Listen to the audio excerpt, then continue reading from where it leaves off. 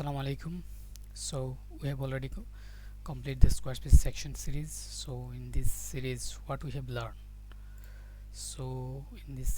we have learned all of this section: how to add headline, list, gallery, images, code, text, video, appointment, contact, donation form, newsletter, product, reservations, social, tour dates, calendar, chart, FAQ, location, logo wall, menu, music, people, and pricing. So